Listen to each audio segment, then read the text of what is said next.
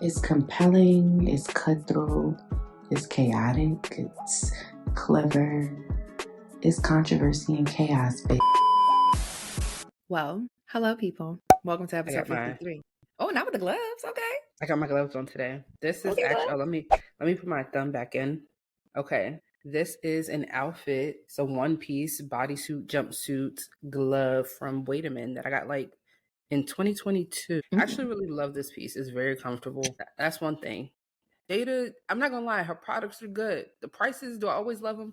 No, but I do feel like I think the money is well spent on the fabrics and the designs and things. Like, yes, it gives basics, but I've worn this as just a plain shirt. I've put cargos over top. Basically what I'm saying, her pieces are very versatile. It could be loungewear. You could dress it up. I love that. Now, the makeup, I don't know. She's about to drop a what's it called? A lash cluster kit. Yeah. I am interested in that because I do my own lashes sometimes, but I'm interested to see the price point. So we're going to see. Yeah, but yeah, this is the vibe today. I just have on a sweater. Just have on a sweater. That's it. Still cute. Sweater. My regular basic jewelry that I always fucking wear. Same. I wear the same 2 necklaces every single day. Literally. I threw something different in today. I do. I see it right there. Yeah. But it's still same shit. Same shit. I'm going to stack the same couple necklaces. Necklaces. I be feeling like I be trying to find other jewelry, and I don't know if it's just, I think what it is the full maximalism has not trickled all the way down yet. Mm-hmm. So it was just recently Fashion Week in Paris, and I love that a lot of the designers are putting like lives on TikTok because I would just watch them. Yeah. But from the things that I've seen, we are correct. Maximalism is it. I need me 30 bands right now. Actually, I need 300. I take 200,000. Let's go make it a cool million. Let's just round up. Let's just make it a cool million. Because the thing that I have seen, I want it. I gotta have it. And I want it. I got to have it. Like watching, I think Pharrell with Louis Vuitton, I don't think people appreciate it right now. But I personally think that it's going to be his time, his era, his run at Louis Vuitton is going to be like up there with the greats. Like when people talk about Gucci, like back in the day, they're talking about when Tom Ford was running Gucci. Right. That's the Gucci you want. And I think that he is going to have that. It's going to be like, oh, no, this was when Pharrell was with Louis Vuitton.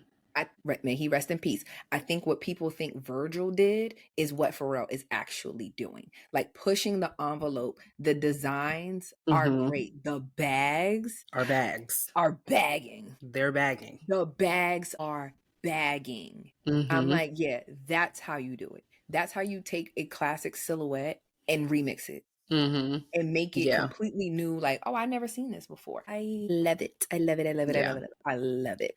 I love when a brand has how do you explain it? Like the traditional, this is what Louis Vuitton is known for, but also like, we can push the envelope. We putting y'all onto something. This is fashion, okay? Yeah, for like girls.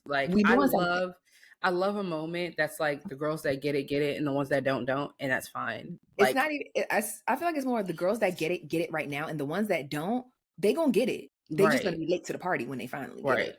Right. But everybody's going to get it, and I just really like what he's doing. The last 2 shows that I've watched this year, I watched the spring show this year, the spring show last year, just the sheer production of the show. I love, like last year, it was the Western theme. Then when you started seeing your clothes everywhere, everything's Western.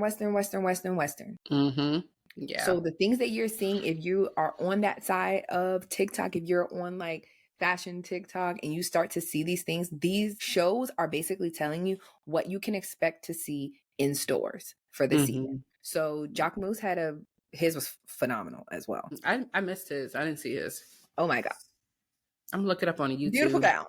Beautiful fucking gowns. It was just amazing. There was polka dots. There was black and white. There was feathers. There was just different silhouettes. There is a lot going on. And I don't know if you've seen Kelly Rowland on Jennifer Hudson's show. Yes. Mm-hmm. Her outfit, mm-hmm.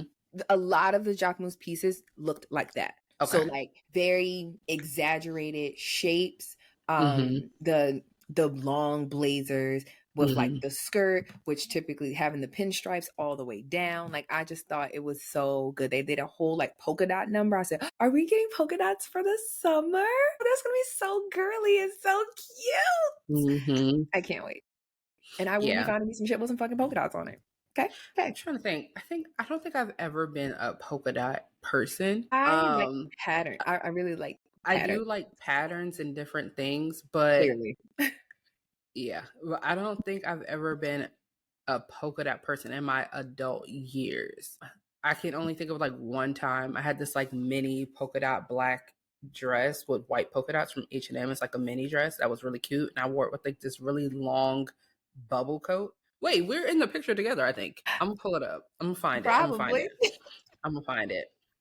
So yeah, I do want to experiment more with patterns and colors, but I don't know about polka dots. I'm excited for the polka dots. Yeah, we're going to see. I'm excited for the polka dots. I'm excited for the patterns, the grandness of it all.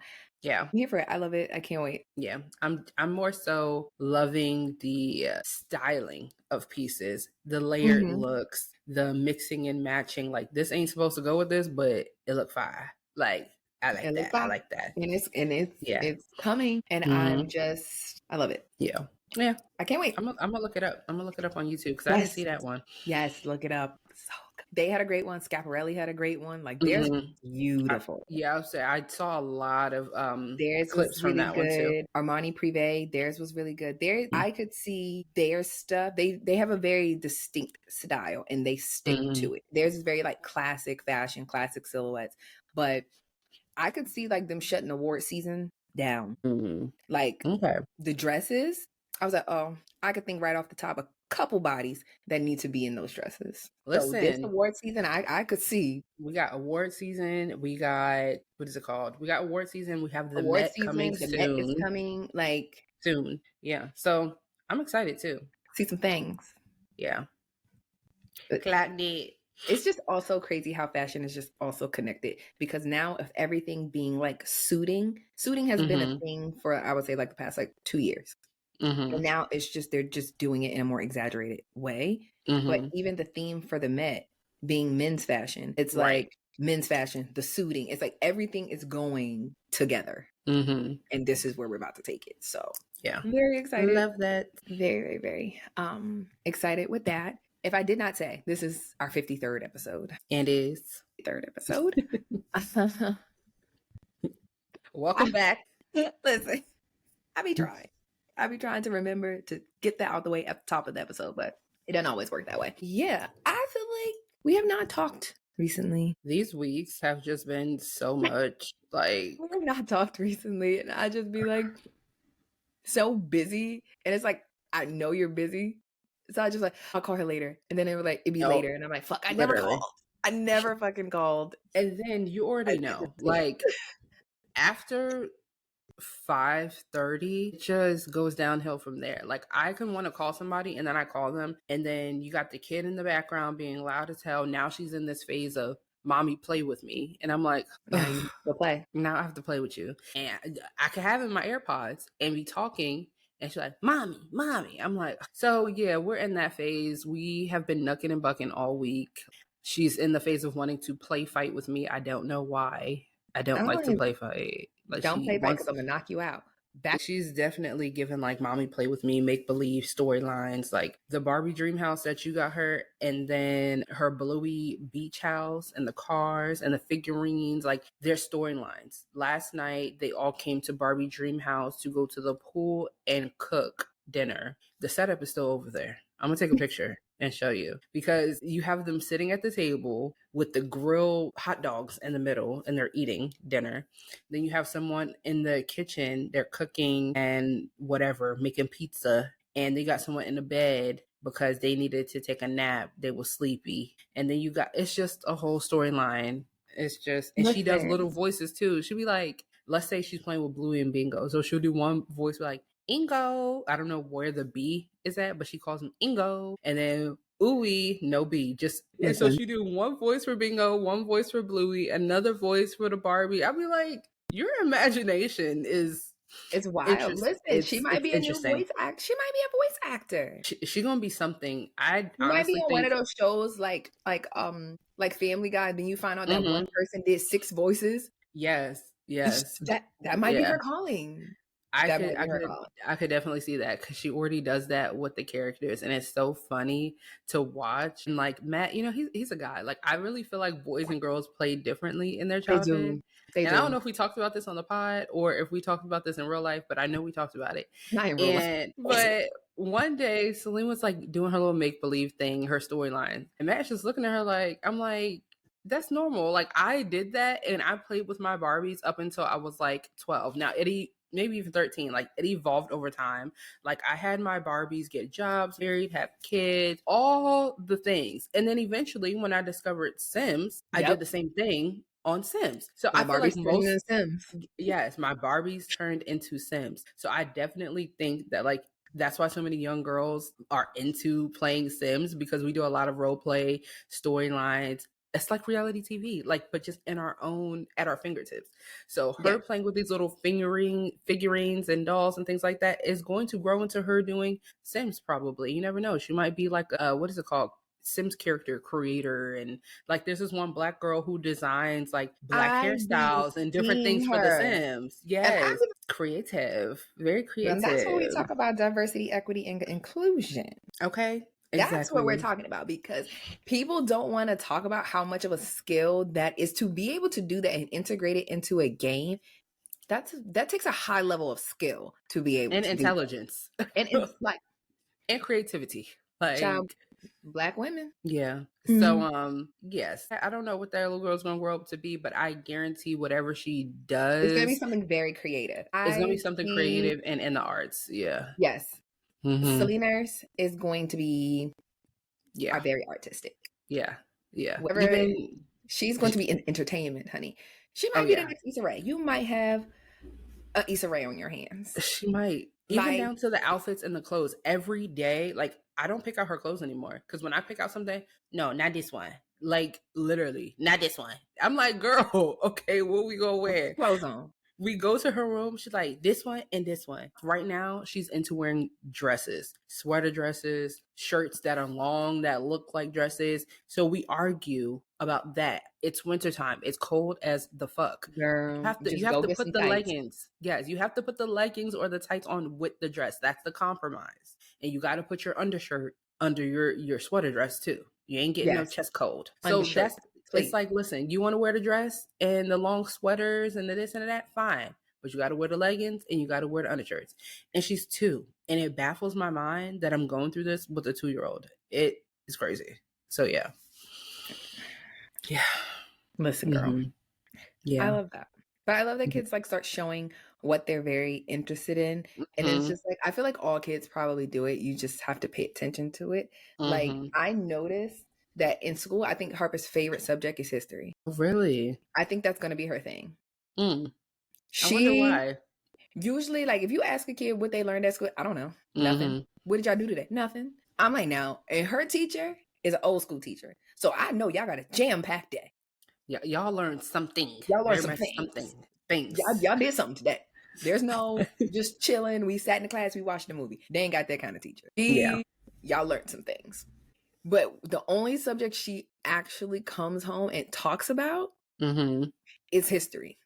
I love that. Now, the way she remembers the facts, I don't know. Give me an example. Girl. So she came home. Well, we went to actually meet her teacher. We just had like a meeting with her. And she was telling us about when they were learning about Martin Luther King. Martin Luther King, Dr. Martin Luther King Jr. Let me put the whole thing Reverend Dr. Martin Luther King Jr. Yes, let's put all the titles, okay? Yeah. So they were talking about it, getting ready for MLK Day, and Harper was just like, "I don't like white people. They're evil. They killed him." And her teacher was just like, You're not Out of the wrong. mouth of babes. I cannot agree. I can imagine her teacher like, you a little loud. Okay, we have She one-on-one conversation. she don't care about being loud. She don't give a damn about none of that. And she was so serious. The first year when she learned about it in kindergarten, she came home, and when I tell you she was distraught, she came home. They killed him. I said, who did they kill? And when did you hear about this? Oh my god! I'm like, They killed him. and she's like, at school, and I'm like, who did they kill? I'm so confused because she's not giving me a full story, so I got to keep asking all these questions to get to the bottom of what the hell is going on. Right, So like who was killed? Who died? Who did the killing? The king. I said, the king? And then I was like, oh, no. Then she said, not Martin, Marlon. Marlon King. Said, oh. Well, at least she's retaining the information. Okay? Yes. And that's why I'm just like, okay, I think you really like history. So she did that in kindergarten. And now that she's in first grade, every time she talks about something significant, she came home to tell us about George Washington's birthday. They talked about presidents. And at one point when it's back time for the election, they talked about that. So and she comes home and that's the information that she shares. So I'm like, okay, this is clearly what resonates with you.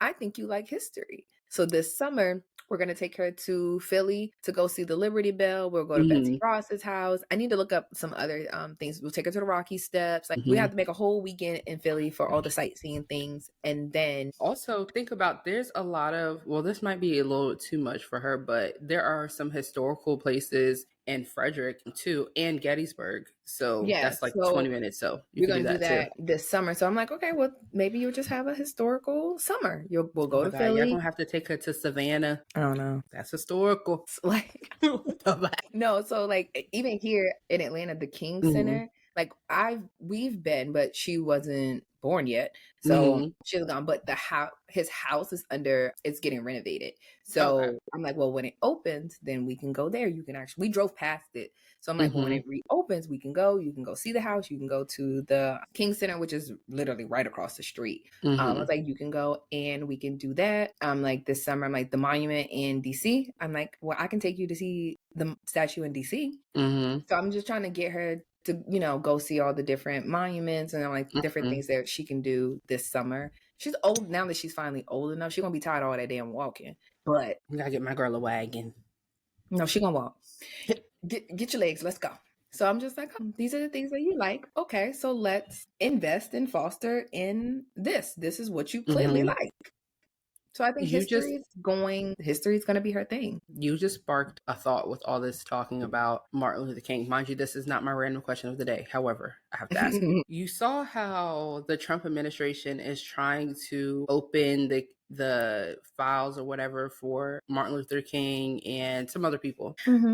Although I do want to know what is in there, like what is the tea and the details that we aren't supposed to know. I do want to know those things, but I do feel like it's being done for a salacious reason, not because the American people deserve to know about these historical figures. I feel like it's like dangling a carrot in front of it. It's like, ooh, let me dangle this in front of your face so you're not paying attention to all the fuck shit I'm actually doing in the background. Like, I want y'all to focus on this. It's very intentional. It's just a distraction. But not even that. I also think it's going to be divisive in the sense that I think it was maybe Eric Dyson or Roland Martin. One of them said that there are allegedly things in Martin Luther King's file or case or whatever that will show him negatively amongst the Black community, whether that's the affairs with white prostitutes or whatever different things. So I'm just kind of like, I do understand that us as Black people, us meaning me and you, two things can be true and we are very understanding of that. But I do think there are some people that aren't going to understand. That aren't going to understand duality of life.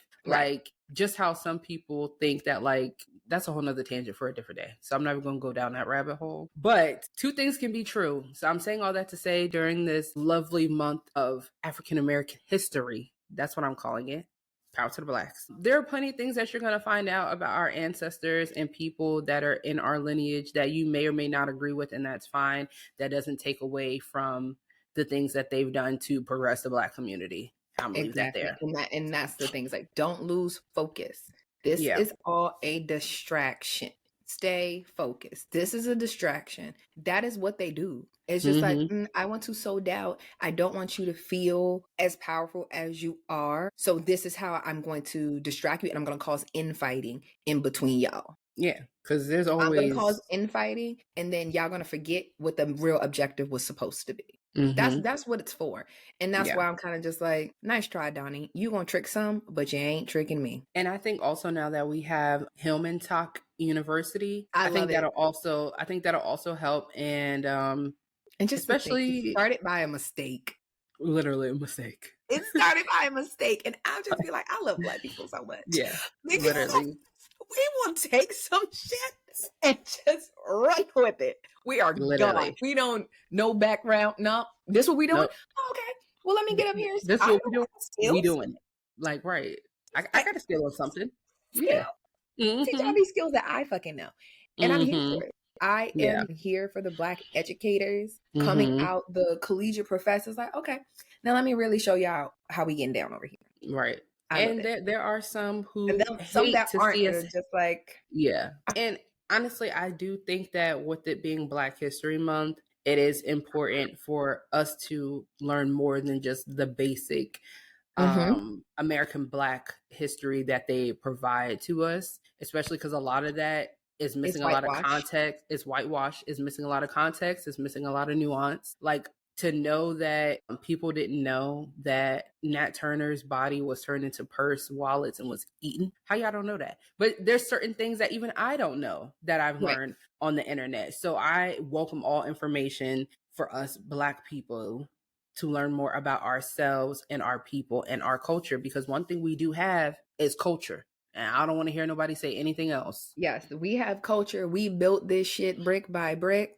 And I'm going to stand on that every time. I don't care. I don't care. I'm like, all of the things, whether they want to give us the credit or not, we've only ever been to space because of Black women. Clock that.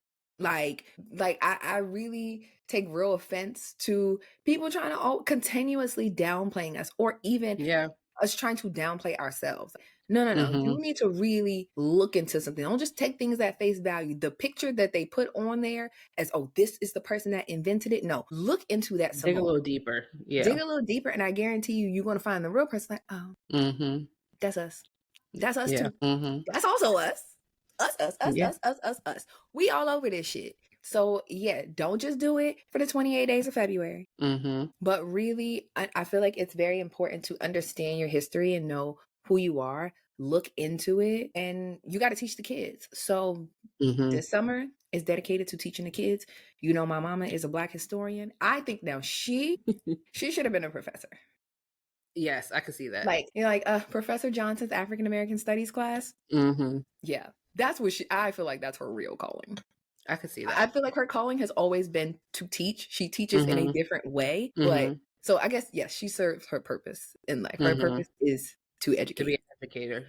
That has always been her purpose. Yeah. But I could see her teaching on a collegiate level, and I guarantee, baby, that'd be the hardest class ever. That'd be the hardest 3 credits you're gonna fucking earn.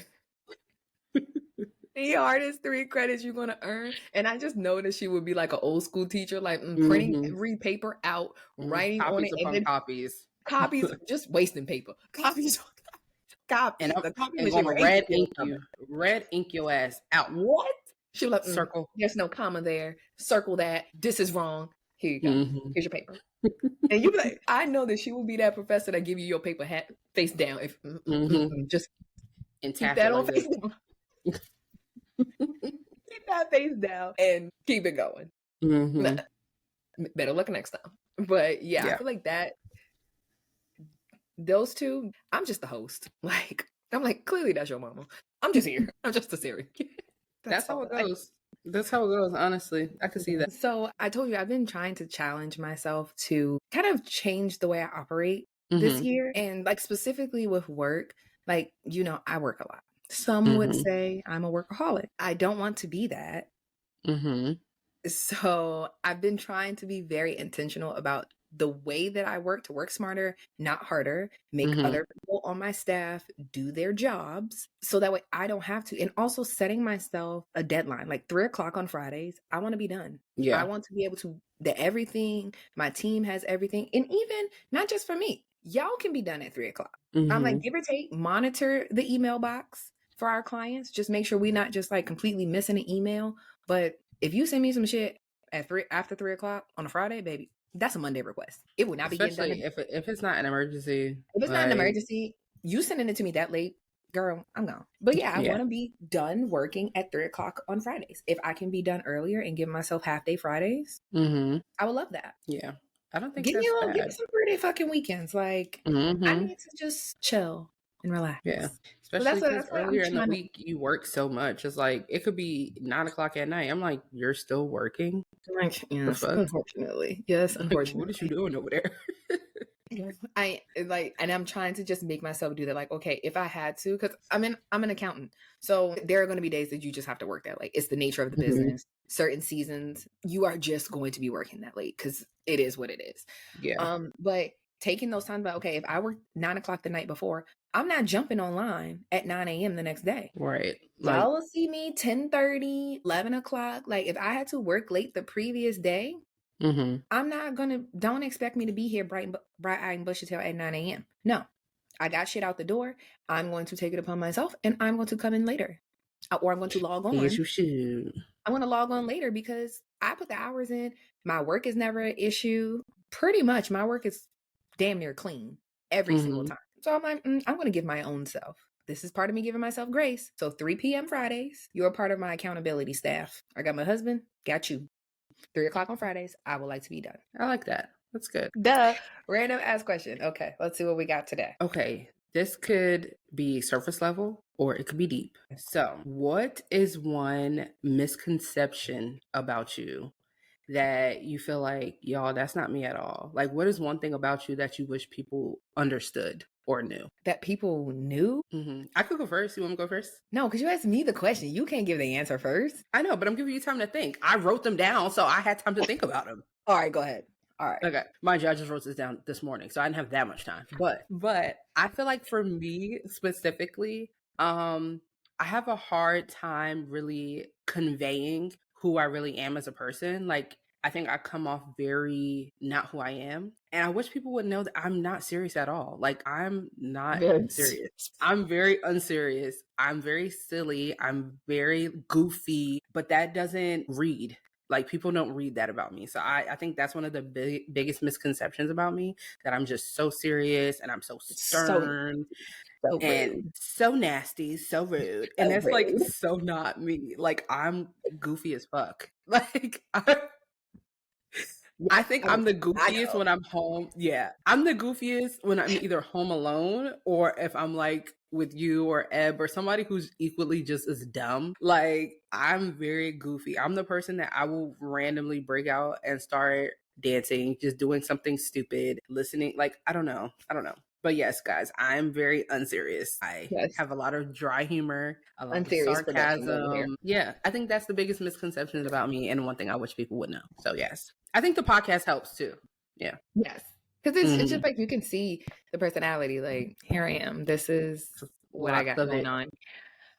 For me, well, I think it's very easy. Like, I'm very nice. Okay, yes. Okay, yeah. I am very nice. Like, yes, I am very quiet. When I don't know you, I'm observant. I am just observing what's going on. I'm not upset. I'm not any of that. I'm just observing what's going on. Like, some You're people peeping the scene. I'm peeping the scene. I'm casing things out. I'm seeing who operates like what, who does what. How does that? People watching. I'm just people watching. How that always comes across as bitchy or rude or mean, I don't know. But I can tell you why. Why? 3 main things. 1, you're light skinned, and there's already the. I hate that though. It's like, I can't do shit about this. I'm telling you what the public will say. Okay, 1, you're light skinned. 2, you're pretty. 3, you have RBF. So do I. Like, I can't get wrinkles. It's nothing. It's nothing you can do about it. You could be sitting there like this. Oh my gosh, she's so rude. Why she got an attitude? Because I'm not smiling. Like, Relax. And that's the thing. Like, that's the thing. Probably 80% of my time, I am smiling. 80% of the time, I am smiling.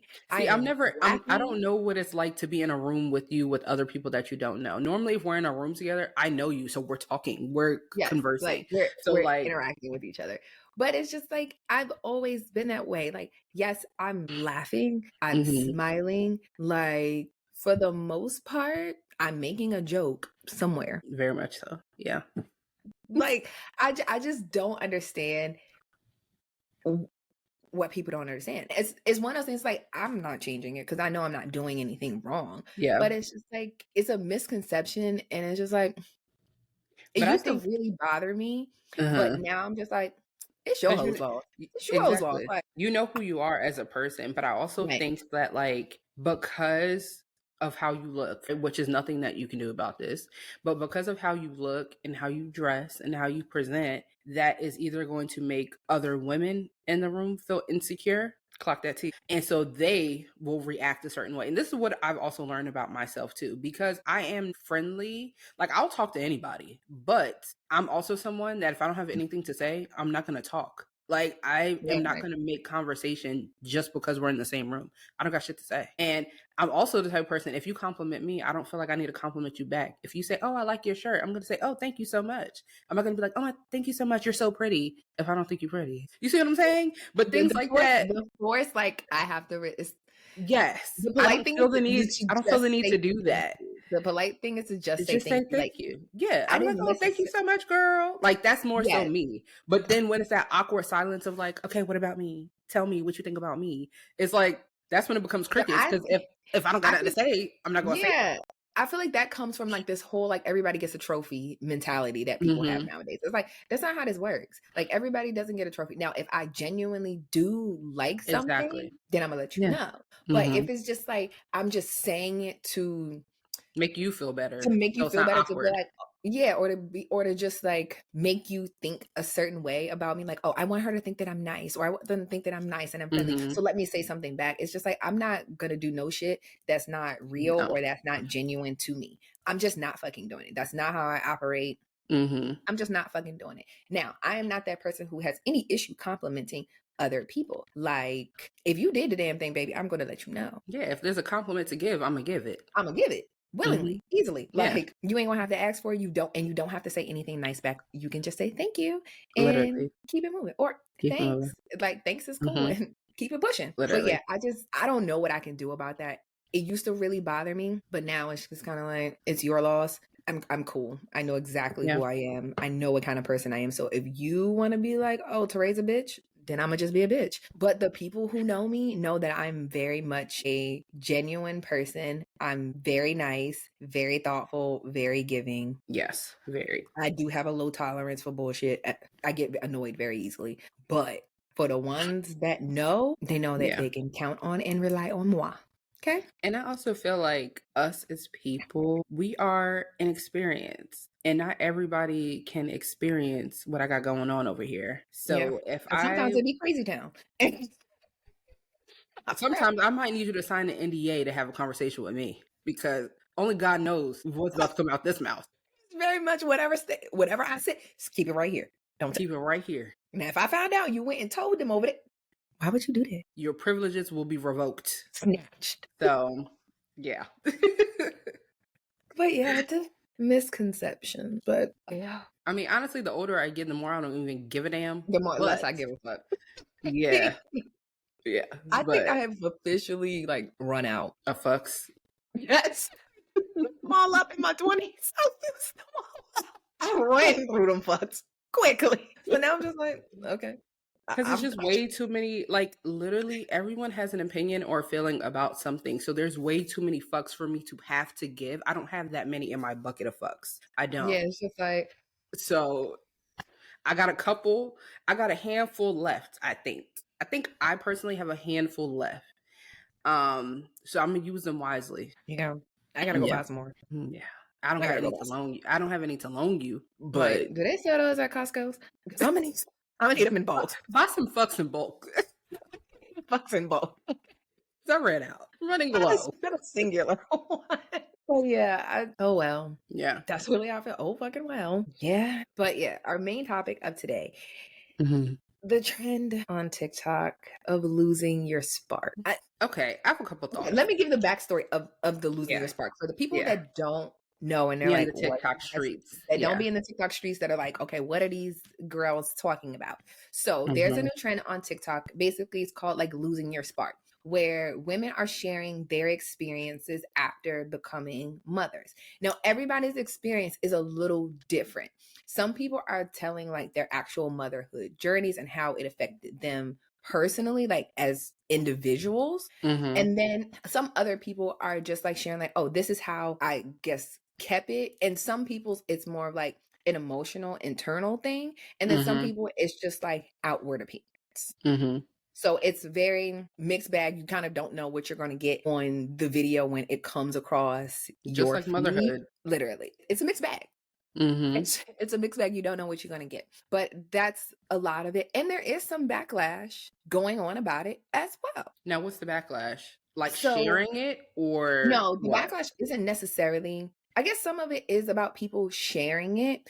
I've seen two things. I've seen mixed bags is clearly my fucking phrase. That's gonna be the name of this episode. Mixed bag. But people kind of basically sound like, oh, if you had somebody that loved you properly, or if your situation was like this, then you wouldn't have felt like you lost your spark. So some mothers are condemning other mothers for the way that they're experiencing motherhood, which I don't feel like I don't agree with. You shouldn't victimize somebody. Yeah, that's more so what it is. It's like the victimization of people who dare to say that motherhood is not all sunflowers and rainbows. Yeah, it's not. It's not. So you have those people, and then you have the people that are there to support or that are also pointing out the different nuances. Like, why are you here condemning people rather than just, if you're here to offer advice, then offer genuine advice. Don't support. To support. You don't come here to shame people or make a whole long ass dissertation video about that people aren't mothering properly. Especially if you've never had to mother. Like, one of my biggest pet peeves are women who have never been a mother, whether that's through having children or being a foster or adopting or anything. If you've never been a mother, I don't want to hear you talking about this person has postpartum or this person is experiencing this because she's a mother. You haven't worn those shoes. I don't want to hear you criticizing. Now, to say, I think this person might be going through X, Y, Z because of this is one thing, but saying, yeah, she's going through that because of this is another. You're not an expert, you're not a doctor, and you've never experienced it. Yeah. Like, even me, before I was even a parent, I've never necessarily said, oh, I don't know why they doing that. Because, like, every child is different. And I don't know if that's because I grew up around a lot of kids. I've seen a lot of different parenting styles. Some I agree with, some I don't. I feel like how you parent and how you mother is up to you. So I don't like when people who have never put them shoes on, like tiptoeing around in that lane. Stay in your lane, babes. So there's that. I also feel like, it doesn't matter what village you have. It doesn't matter where you live. It doesn't matter all these different things. Being a mother is definitely a mixed bag. You don't know, and you don't know until you know. And that's what I can honestly say. Like, my biggest fear when I was pregnant was figuring out how I was going to show up as me after post baby. So losing myself, losing my spark and all these things has always been something that I've been like cognizant of. And that's because I've seen plenty of women go through postpartum. Postpartum doesn't mean you're depressed. I think every woman gets baby blues because one minute you're just a person, literally. Next minute you're a mom and you have to think, eat, sleep for your child, especially if you're a nursing mother. You can't eat the way you used to eat. You can't sleep the way you used to sleep. You can't even think the way you used to think. So you're no longer an individual. Doesn't matter what the father is doing. What are you doing? So that's, I think, a reality most women, we might know, but we're not prepared for until you're in those shoes. So that has always been my fear. And I have not experienced postpartum depression. I did experience baby blues and like mother fear. We've talked about this before. I was afraid to leave my house, like with my child. Like, I did not take my child anywhere by myself, ever. Probably for the first, maybe like 5 months. If I was going somewhere, somebody was coming with me with this child. Even like when I would drive, I would overthink. Like when I drive, I never overthought anything. Like, yeah, drivers on the road are crazy, but when you have another passenger, something so precious and small that's like depending on you for everything in the car, I used to get so afraid. Like, oh my God, this driver's driving too close. Like, if you hit my car and I got my baby in my car, I'm gonna go the fuck off. Like, you get stuff like that when you become a mother. Even that could, like, those kind of things can drive you crazy. Yeah. So reasons like that were reasons why I'm like, if I'm going out the house, I'm gonna wait for my husband or my mama or somebody else to come with me, because, and I also think I was waiting for postpartum depression to hit. It didn't hit, thank God. But I think also maybe because I was always thinking about it. And anytime I felt like any sense of like, and this is just me personally, anytime I felt any sense of like baby blues or anything, I would like do something to try to like distract myself. And I think sometimes if you're not cognizant or thinking about it, it can easily just swipe in and take you out. Yeah. Like if you're being vocal about it, like, oh my God, I feel like X, Y, and Z, then it's kind of like beating the bully before the bully beats you up. That's how I think about it. Like, I don't think any woman specifically is quote unquote immune to postpartum depression. I think it could hit anybody. It doesn't matter how present the father is or is not. I think it helps if you have a father who's super hands-on. But let's be honest, those first couple of months to a year of a child's life, it doesn't matter what the dad is doing. Especially if you're a breastfeeding mom, it don't matter. You're the primary parent. I don't care what anyone says. Yeah, you are. I am literally, if you're breastfeeding, I am the food source. So literally. I don't pump and it. Also, ain't no food. Also the source of comfort. Because if your child's anything like my child, she would not take a pacifier. Her comfort was laying right here on my chest and sometimes having a titty in her mouth. Harper ain't really do pacifier. Well, we never gave her the pacifier. I tried to give it to her like once. I tried. It didn't work. Like, I don't want this, girl. What the fuck is this? This little fake ass nipple. What is this? Yes. And people don't want to talk about breastfed babies are clingy. Even now. They're clingy. Yes, they doesn't stop. Freaking clingy. Yeah. Harper, now that she's 6, she don't really give a damn about me that much anymore. But sometimes I'll just be like, yes, like you are very clingy. I know you are. Yeah. And that's a breastfed thing. I really feel it's a breastfed thing. Like they just be on you. And I just feel like it was so bad for me to the point where like now that we're thinking and talking about having additional children, I'll be like, ooh, I don't know if I want to put that baby on my titty, because getting this one off, oh my gosh. Even now, Celine will come up to me at her big ass 2-year-old, 32-pound self talking about, oh mommy, when? You're not a baby, and rubbing my boobs. I'll be like, no, she literally says, when? You're obsessed. Go away. Be so real. So no lie. That's also part of her role play and her characters. But when the baby, she's like, when? Mommy, baby cry. Get the bottle. Like, you don't get it. I'm not no grandmama. Leave me alone. The mom is the baby. Literally. Not even the grandma. The mama is the baby. So yes, I think I said a lot. So I will let you have the floor now. But I think my biggest fear in motherhood was losing myself.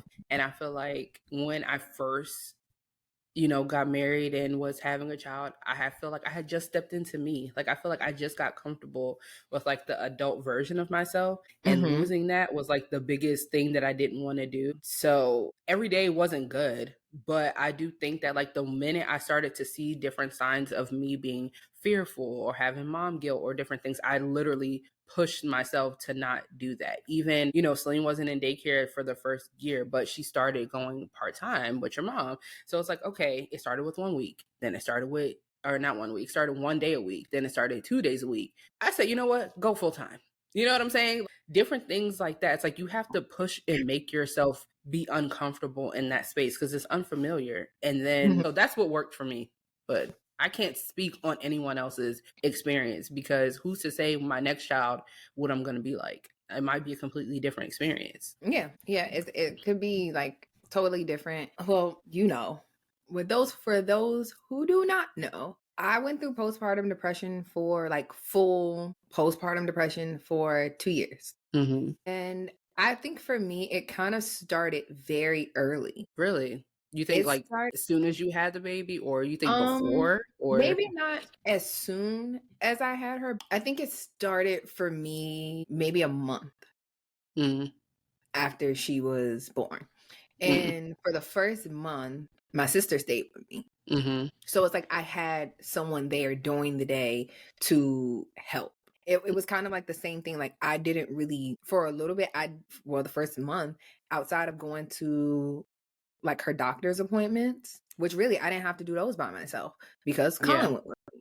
Yeah, for the most part, he went with me.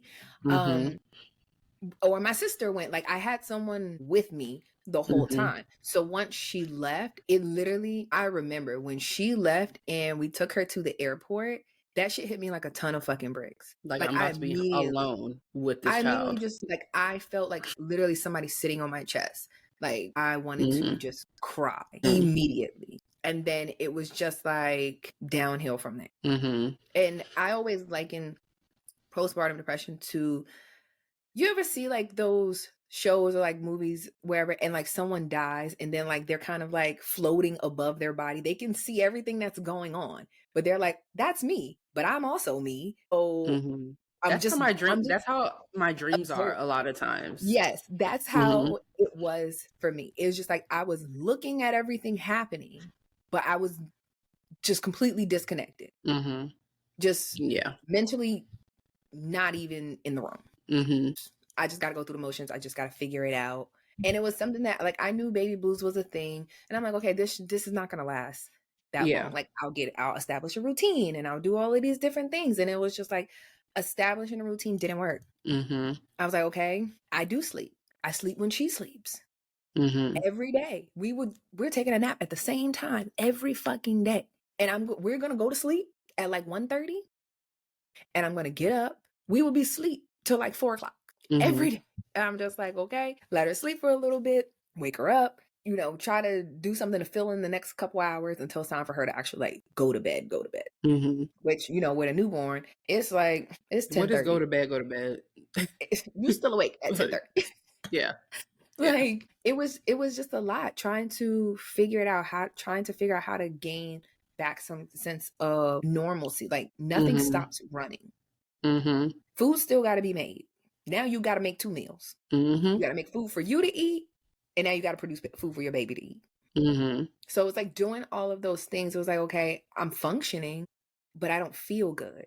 And I didn't know what it was. I couldn't tell anybody because I didn't even know how to put it into words, what I feel. I just feel like how to describe it. It's just like, I'm just here. I wake up because I woke up today. Not because I had really any desire to. It was just like, well, another day. Here we go. Let's just go throughout. Now, this might be a controversial and a little bit of invasive question, but I think it's important for us to talk about, especially because I have not experienced postpartum depression. Did I experience baby blues and fear from being a mom and having an infant? Yes.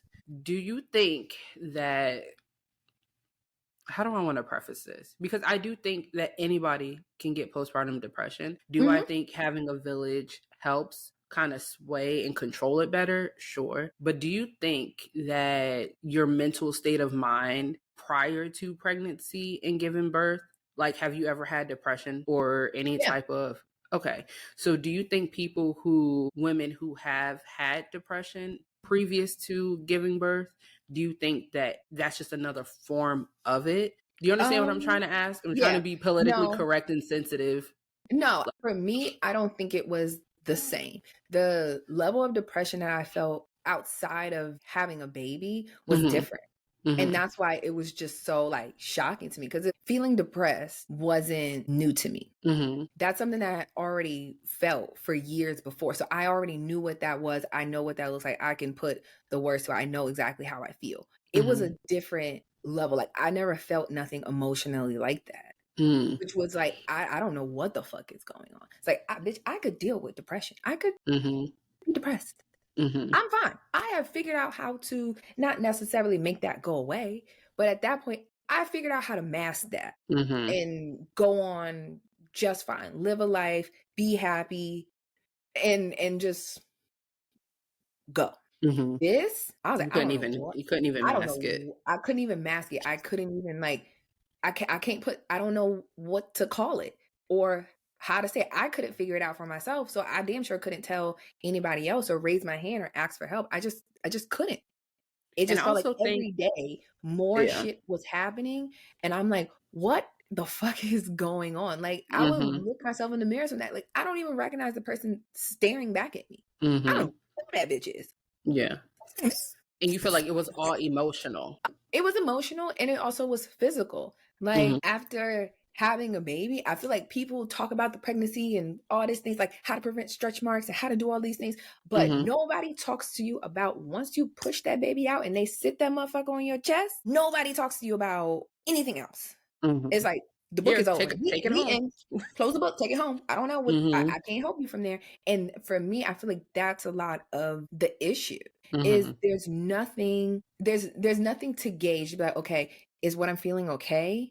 Or do I need to do something different? It just was too difficult. And I feel like once you have a baby, a lot of the focus, as soon as you deliver, becomes on the baby and less about the baby. Even when you go to doctor's appointments, doctors ask you, do you feel like hurting yourself or your baby? And in your mind, it's like, well, maybe I don't have postpartum, because if I don't feel that extreme, then this is not what this is. Even when postpartum is talked about, you usually hear about it from, not from them, but you hear it in cases where mothers actually do hurt their kids. And then it's like, that's postpartum. Yeah. Not being like, just being uncontrollably depressed and not knowing where to place your feelings, not physically feeling like yourself in your body, like all the things that postpartum actually is. Nobody ever discusses it. It's like, if you don't want to kill yourself or your baby, you don't have postpartum. Right. And I think that's why for a lot of mothers, we suffer with it, because there's no gauge, there's no nothing. It's just like, you call to make a doctor's appointment or you go to the appointment, they're gonna ask you that one question. If your answer is no, then they're done. You're fine. Yeah. You're fine. But don't you think, then let's strip the baby. It is, I think that is true. But I also think it's hard to even come up with some type of system or gauge or whatever, because it shows up different in everybody. There's so many different levels of extreme or non-extreme. I think also a lot of times we as women are so used to saying, I'm fine, I'm fine, I'm fine. Some of us don't know when we're not fine. Yeah. Like, you know what I'm saying? It's like, yeah, I feel different, but because even with me, I feel like I worried so much about not getting postpartum depression that, like, I could have almost tricked myself into thinking that I had it if I was like, you get what I'm saying? Like, I would literally talk to myself and be like, are you really okay? It sounds comical, but it's one of those things you can psych yourself out of. Yes. Like I've said it so many times that if you say something over and over and you'll over start and to over, believe it. Eventually you'll start to believe that it's true. Yes.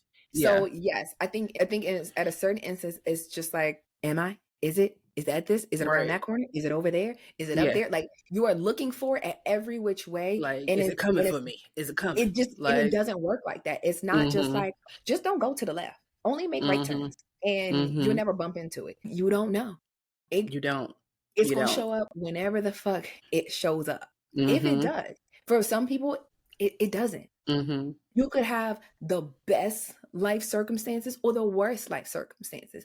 And it doesn't mean that it's going to happen to the person that has the worst circumstances or the person that has the better one. It's a mixed bag.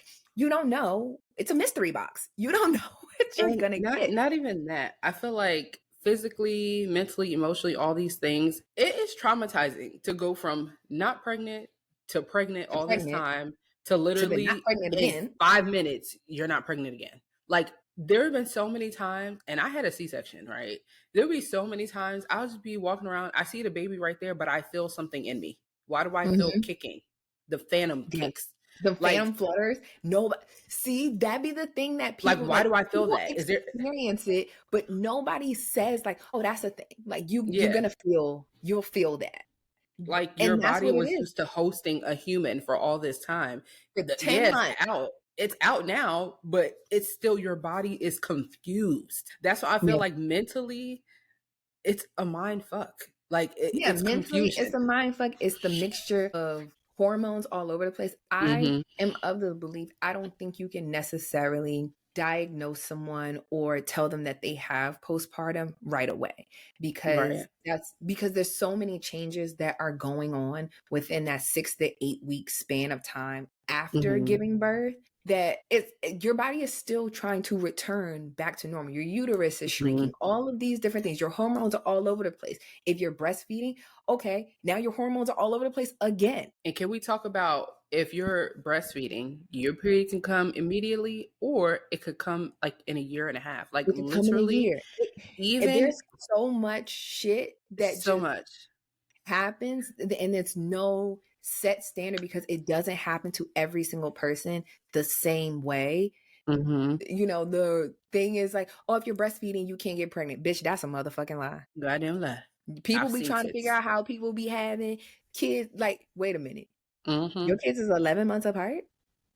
Or, yeah, they're 11 months apart because you thought you was breastfeeding and you wasn't going to get pregnant. And then it was like, oh, you was wide open, baby. Like, even though you're not having a period per se, the eggs is still egging. They still dropping. They still every month switching sides. Like, it's still taking place. It's just, you're not bleeding. So even in that, it's like your body's normal function is like, my body ain't even functioning properly. I don't know what's going on. So to then have like the emotional toll going on, the physical toll of after you give birth. No, this ain't no TV shit. You don't give birth and then look like this. You give birth and you still look pregnant. Like, nobody told me that. I was like, what is this? Like, I don't know what I thought. Like, why do you still look 5 months? I look 6 months pregnant. Oh, the baby is gone, but everything else is not. Everything else is still there. And you got to figure that out. So just, even for me, I'm like, I didn't like the way I looked. I'm like, I don't like this. Me either. And I didn't like the way I looked for a completely different reason. Like, a lot of women stress about losing their baby weight. Me, I dropped it too quick. I was so small. It looked unhealthy. That was stress number one, in breastfeeding and not eating. That was that. And stress because it's like, okay, I'm working a full-time job while still caring for a child. My husband is finishing up law school and now studying to take the bar, making sure he's good. Like, all these different factors. Like, it is so, it's a mindfuck. It's so crazy. Yeah. So, yeah, and it honestly, for me, it was like, I want it so bad for it to be that I just don't like the way that I look. I want it so bad for that to be the thing. Because it was like, okay, I was 190 when I gave birth, which is how, seeing as I lost 15 pounds in the beginning. Hello, I didn't say about that either. Hello?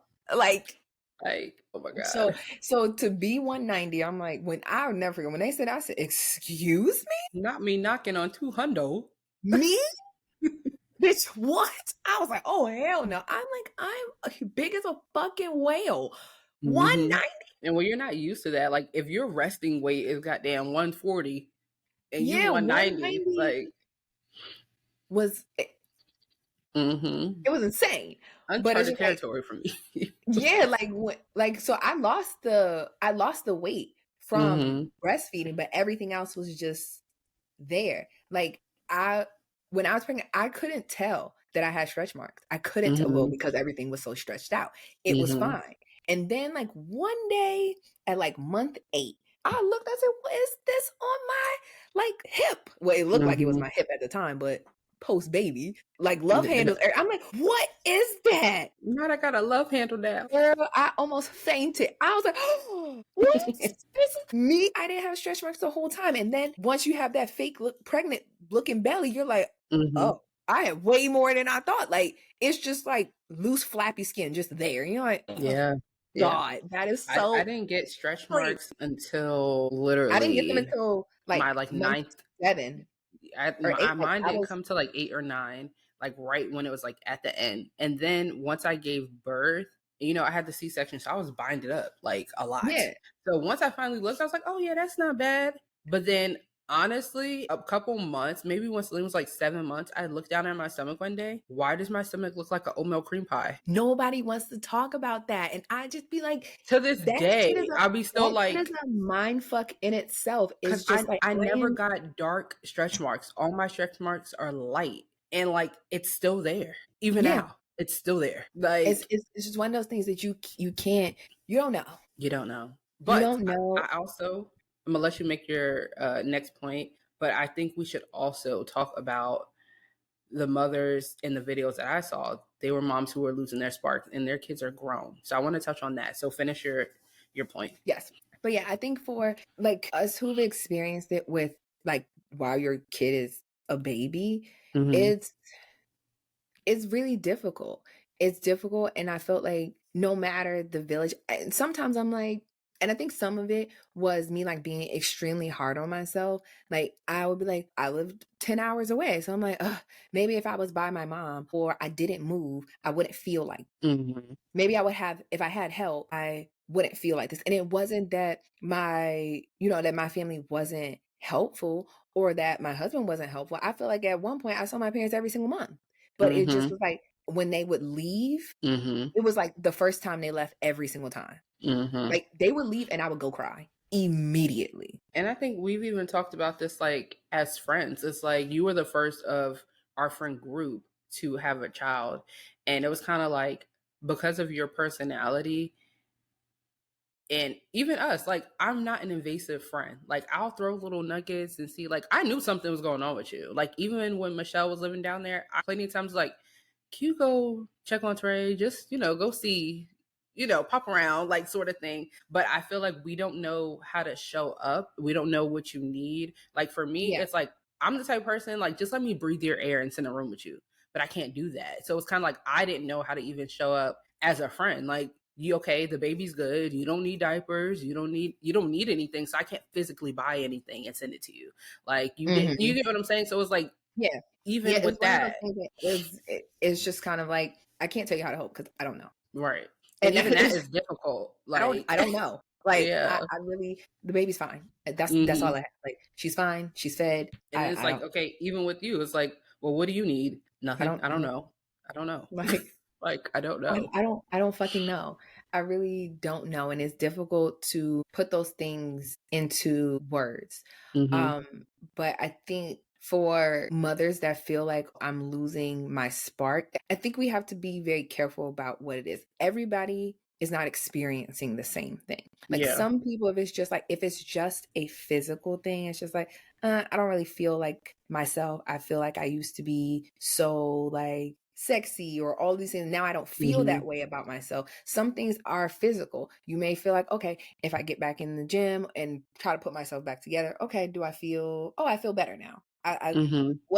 In my mind, what I look like and what I see in the mirror now match and we're good. But that's also, I feel like where the village comes into place though, because I think a lot of moms lose themselves or lose their spark because they don't have space and opportunity to be. Like there's no such thing as be who you used to be or have a sense of normalcy. After you have kids, there's no normal. You can't go back. That person is gone. She's gone. She's gone. Christina's gone. Christina's never coming back. Okay. Bye, Christina. Okay. So like I don't like the idea of like snapping back or getting back to who I used to be. You'll never be her again. Let it go. How do we move forward? But I feel like if a woman doesn't have the help, like you could have a kid that's 8, 6, 10, right? But with that, you got to work every day. You got to take care of these kids. You have to do all these things. If you don't have space for self-care or to just hang out with your friends or do different things, it's easy to lose yourself. If you just go from work and go home and take care of kids all day, some people don't find the value of getting all dolled up and doing different things like that. So it's like, how do you find time for you? And getting your hair done and getting your nails done, that's maintenance. That's not self-care. I don't care what anybody says. That's maintenance. I want to look like a presentable human being in this world. So yes, I'm going to go get those things done. But that's not self-care. That's maintenance. There's a different. So I feel like the village, like, how many times have you heard from an older woman in your family or someone like, you need to keep yourself together because you got a husband, you need to help keep yourself together. Well, how about you help me? How about that? Why do I have to beg and plead and ask for someone to watch my child? Why do I have to, like, you get what I'm saying? Like, if the village was villaging, then maybe the mom wouldn't go through because some people, like you said, it could be mental, it could be they don't like how they look, it could just be I don't have help. Yeah, sometimes it's just stress. It's the stress of trying to do everything on your own. And like, I feel like I need to make it clear, just because I lived 10 hours away, I feel like I had help. Like, if I call my mom, like, Mom, I need you now, she will be on the flight the same day and come and help. Or when I would come home, if I would go to Maryland, I never felt like bringing Harper with me was like a burden. And I think a lot of times when new mothers are made to feel like them asking for help or someone else watching their baby is a burden, then it's just like, oh, I don't want to ask for help anymore. And that continues to make it worse. It's like, we can't say that, oh, we're here to help, tell us what you need, and then not do that. Because then it's kind of just like, you're just saying it just to say it. You don't really want to help. The way that my parents were, like, when we would come to Maryland, they would be looking at us like, why are y'all here? Why are y'all here? Still to this day, they be like, y'all don't got nowhere to go, nothing to do. And I'm like, oh boy, excuse me, let me go find some shit to do. Because they understood that. And I don't think anybody really knew what was going on with me personally, because I didn't share that with anyone. But my parents did help in a sense of being present. And they still do to this day. When Harper goes there or when we go there, they always have something planned for them to do. And it's just like, okay, I don't never get invited. Or I have something else that I need to do. And it's just like, great, you have your time. I have my separate time because it's necessary and it's needed. But so it's like, yes. And I'm cognizant that everybody doesn't have the same level of help. Everybody doesn't have parents or friends or whatever who are just like, I can take your baby. It's okay. You can go and do whatever it is. Even if you just want to go sit in the house by yourself, you can go and do that. Your baby is safe with me. But also that comes from the mother being able to be like, okay, I can give you my baby. That's a feat in itself. It's just like, here, I'm going to give you my baby, but I really don't want you to take my baby, but I need you to take my baby because that was my biggest thing. I need help. I need. I think for me, accepting the help and asking for help was my biggest thing. Like but both of them were my thing. Like, I never necessarily had to ask for help, but I feel like a lot of times I wasn't offered help because I wasn't accepting of the help, if that makes sense. Like, my mom, for example, when Celine was first born, we lived with my parents, and I literally every night would be up with her, just up with her, doing this, doing that. We would listen to Beyonce, Chris Brown. That's probably why she like that now, to be honest with you. Like, the Renaissance album went triple platinum. Okay, in Celine's early days. Okay, that's the only thing to get her stop crying. That daggone Beyonce and Key Brown, as she calls him. So yeah, but my parents were right upstairs, but I would never allow them to just take her upstairs so I could sleep. Like, I always felt like, no, I got it, and it's like, I don't know, because I, as a person, just never want to feel like I'm a burden, which means I don't want my kid to be a burden. And the minute that I feel like my kid could potentially be a burden, I'm not going to ask for help. So even I had to get out of that, to the point where, like, my mom, like, if she wasn't working or whatever, she would just come down and just take Celine and just go upstairs. Not even ask, like, oh, can I take her? She would just go do it. Because if you ask, I'm be like, I'm fine. But if you don't ask, I ain't going to stop you. So it's it's one of those things. I feel like it does get better, but you have to actively work at making it better. Postpartum does not just dissipate and go away, because once you are in that depressed state, it's hard to get out. It is hard to get out. It is not how were you able to pull yourself out of it? Or not even pull yourself, but how were you able to get over that? It took a long time. It honestly took a long time, and it was a real struggle, and it was a real fight. Like I said, it lasted 2 years. And some days it was just like, so a lot of days it was like, I can't take no more. I cannot take another day. And it was just like, okay, what you gonna do? Do you feel like gradually I think it got better, or one day you just woke up and it was gone? No, it was work in progress. It was something that once I identified what I felt like was going on, then it was kind of that's the first step. It's like, you have to recognize that postpartum depression and actual depression are two different things.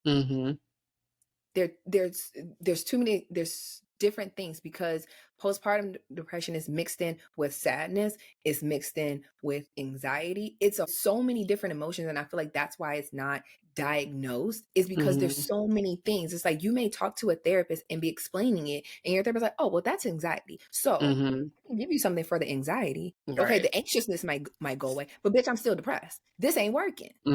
Something else. So it was one, identifying what I felt and gradually fixing the small little pieces. It was like, okay, if I feel anxious about this thing, what is this? What is it that's causing me the anxiety? When I feel anxious, what am I doing when I do that? Yeah. So it's like, it was kind of like tackling the small little pieces. Like, let's unpack this one thing. Once we feel like we're resolved with this, now we can move on to something else. You can't do Rome wasn't built in a day. You are not going to fix it and heal yourself in a day. And a lot of it is actually being able to not just recognize it within yourself, but to say it out loud. Whoever that is that you trust, whether it's your partner, your friend, your mama, whoever it is, you have to be able to say it out loud.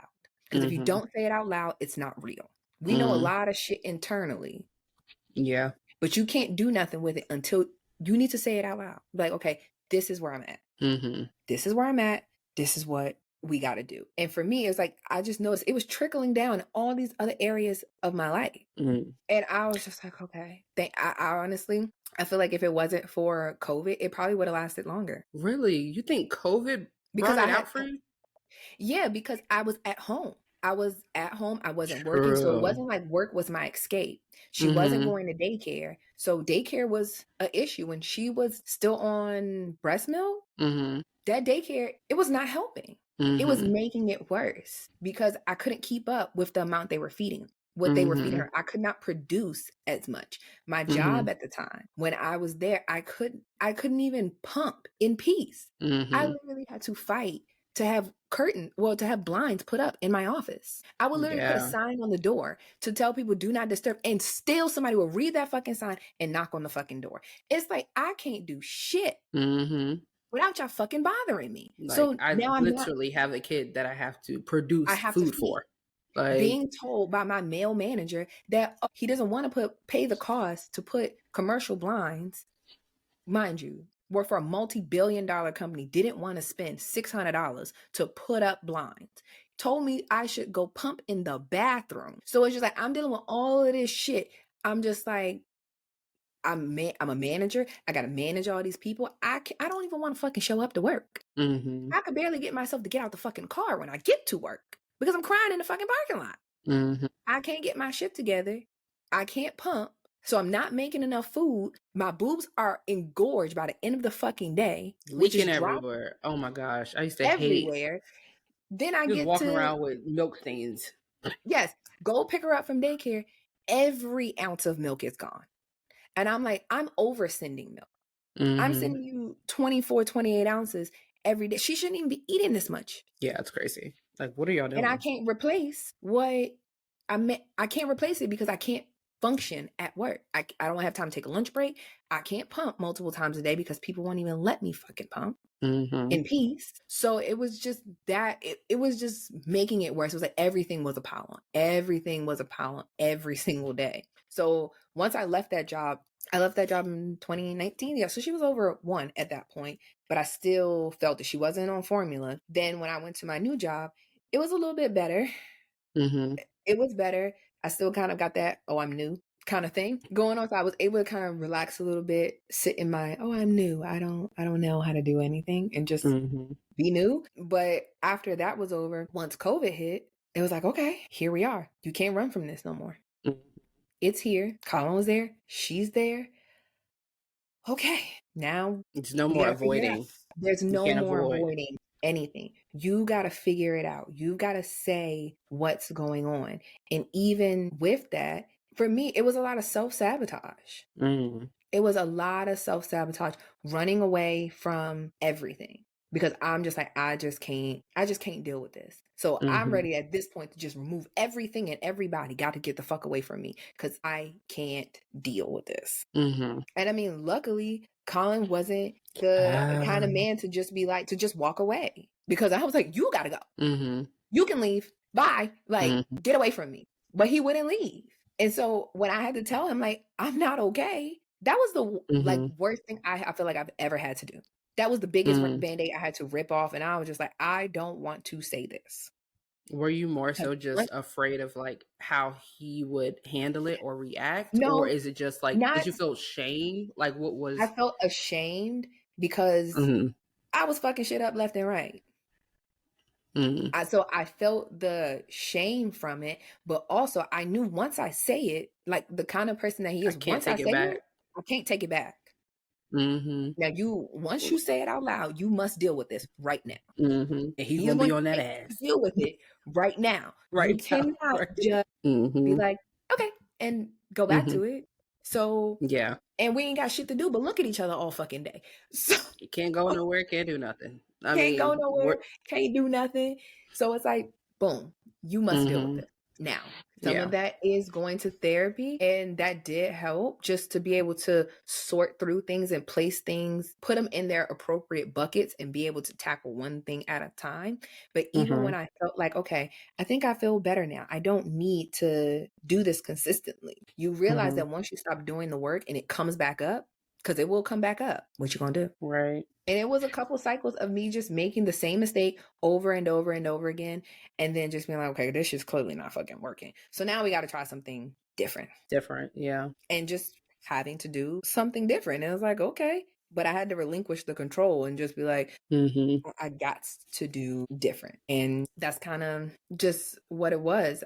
I wish it was something that I could say, it's just like, if you don't do this, then this is the solution to it. But I don't feel like, I feel like the only thing really that could potentially help mothers is to have focus on the mother's mental health, not just post-pregnancy.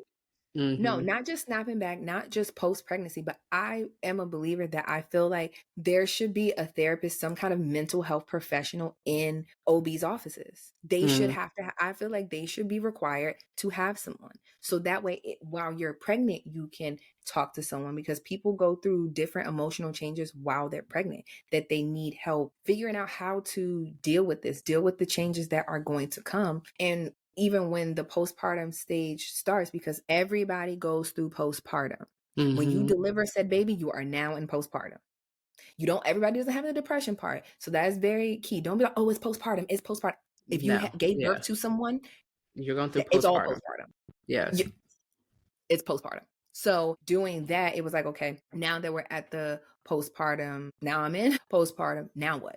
And I feel like doctors, baby's gone, I'm done. Yeah, they come call you and check you for that little, oh, how's your uterus doing? Everything going back. They push you in your stomach and be like, okay, you good? Your birth control options, here it is. Depending on what your options, you can start the pill today. If you want to do an IUD, you can come back at 4 weeks and we can put it in. Okay, great. That's about the much care as the mom is going to get. And I feel like in the space of like the medical field, that mental health needs to be, those things need to go in tandem. It's not enough to know that it exists and acknowledge that postpartum depression exists or that baby blues exist, but what are we going to actively do to help mothers before it gets to, do you want to hurt yourself or your baby? Like there's so many things. That should not be our only question. Literally. There's levels to this. Yes, that's just one thing that I feel like should be instituted. Like doctors need to educate mothers about what's going to happen after said baby. So you're prepared, even when it's just hormonal changes, you're prepared for these changes to start happening. And to have someone who specializes in mental health to be like, now be this one of your appointments. Now you need to come in and you need an evaluation. You need somebody to talk to. Yeah. So yeah. That's what it is, honestly. So it's like, I'm happy that people are sharing their stories because it needs to be talked about.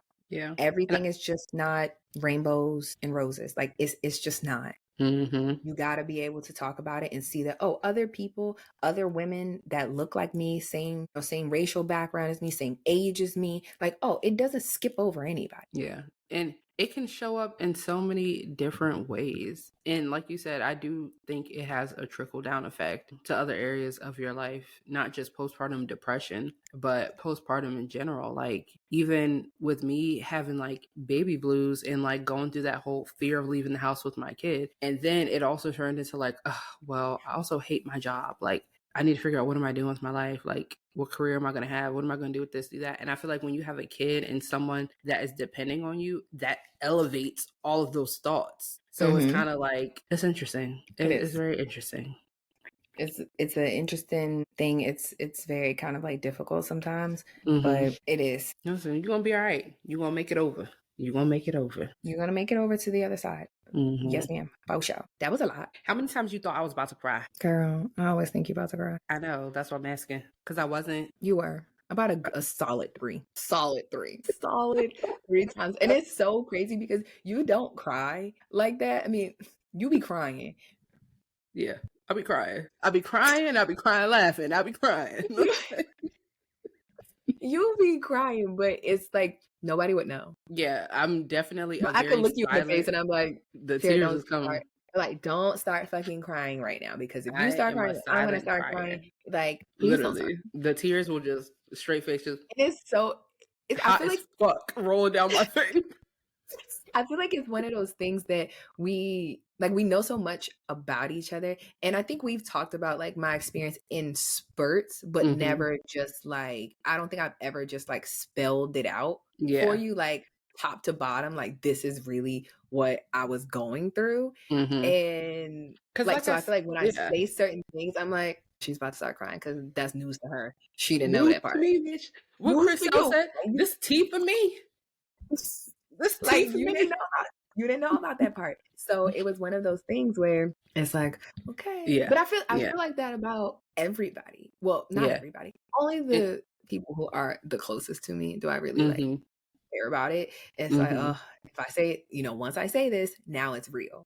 And it's not about me saying it like, oh, you have to do something. There's nothing to do at this point. But this is just what it is. But it is what it is. I will say that like the more and more we have these different conversations, even when I think back about like different things that were going on during that time period and everything, I think it just adds context to like, okay, she did say this, but I didn't really dig, so we didn't get to that part of it. So it's like, okay, adding this context to that context to this, I get the whole picture. Yeah, like it's like 2 + 2 it starts equaling 4. It's like, okay, like, okay, the math mathing. Okay, the math mathing is making a lot of sense now. Yeah, so I think that's what it was, and part of it was just like shame. It's like I didn't want to say it out loud.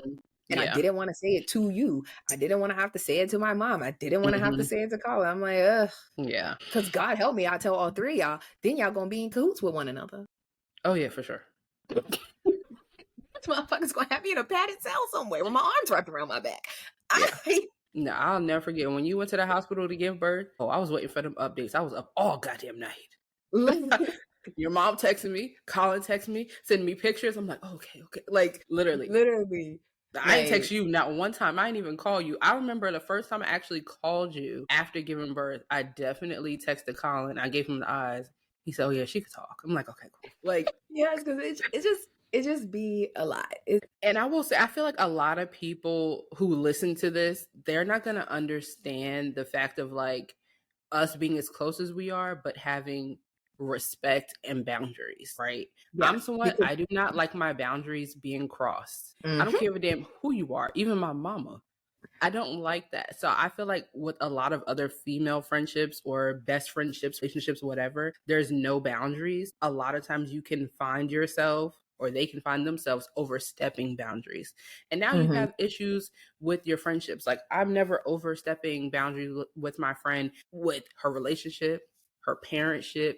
Like there's just certain things. If you bring it to me, we could talk about it, but I'm not stepping over without that, the hint, like, hey, step over the fence. Like, you know what I'm saying? Yes, because and that I feel is like how grown adult friendships should work. Like everything is not just, oh, I'm all in people's business. Sometimes like, yes, we're friends, but your personal life is your personal life. You have to be willing and ready to tell me the information, and then we can do something about it. I'm not just about to be prying and like, well, what y'all doing? What y'all got going on? How do you feel about this? How do you like?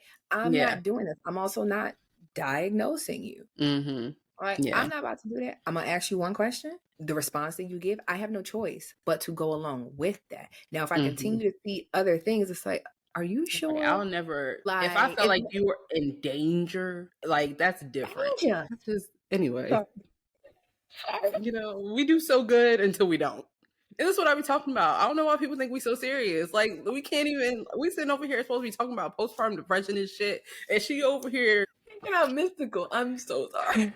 Anytime anybody says danger, that's what my mind does. And you want to know where my mind goes? My mind goes, danger. She smashed the homie. That's what I think about.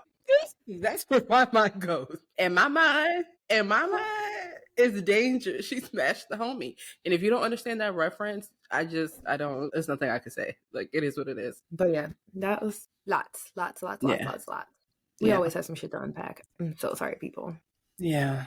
But yes, to all the mommies out there, it is truly a mixed bag. There is support. You just have to know what that looks like for you, and ultimately what you want. And you can create that. And don't try to give yourself something that you don't have. If you don't have postpartum depression, that is okay. Yeah. You're not supposed, it's not supposed to be. You're not less of a mother. You're not less of a mother if you don't get it. It's fine. It truly is fine. So just stay like that. Like, don't try to like, motherhood is not a copy paste thing. Like, just because she did it, don't mean you got to do it. Right. If she went through it, does not mean that you have to go through it to equate that, oh, I'm a mother. I'm a good mother because I went through these things. I wouldn't wish this shit on my worst fucking enemy. I would not. So if you don't, thank your lucky stars that you don't. Amen. And yeah, so on that note, well, we'll see you guys in episode 53.